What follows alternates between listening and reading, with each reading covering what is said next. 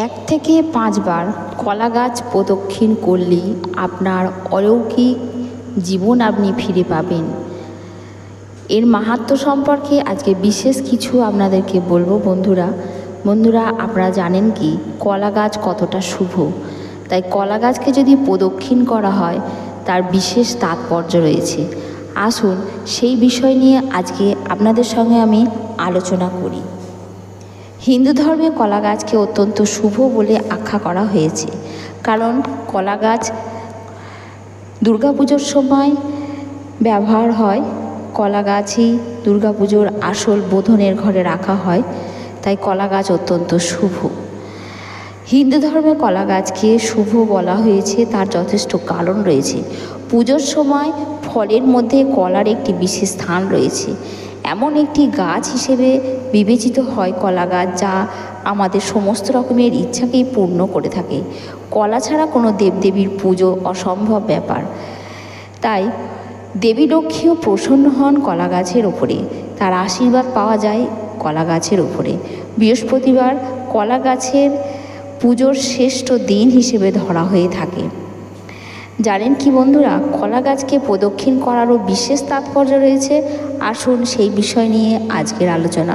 নতুন বন্ধুরা অবশ্যই ভিডিওটি দেখবেন এবং আপনার আপনজনদের কাছে শেয়ার করবেন।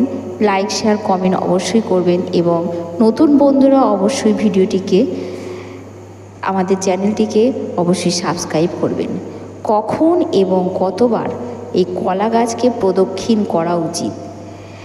বিভিন্ন রকম বিশেষজ্ঞদের মতে বিভিন্ন রকমের মত, তবে 1 থেকে 5 বার যদি কলা গাছকে প্রদক্ষিণ করা যায় আপনার জন্য ভীষণ ভালো। সমস্ত রকমের গ্রহ ভাড়া দোষ কেটে যাবে। তবে মনে রাখবেন, পরিক্রমা ব্রহ্ম মুহূর্তে বা সন্ধ্যের সময় হওয়াটা উচিত, তবে আপনাকে শুভ ফল দেবে। যদি সন্ধ্যের সময় বা ব্রহ্ম মুহূর্তে আপনি কলা গাছকে 1 থেকে 5 বার প্রদক্ষিণ করে থাকেন, আপনার জন্য ভীষণ ভালো আপনি ফল পাবেন।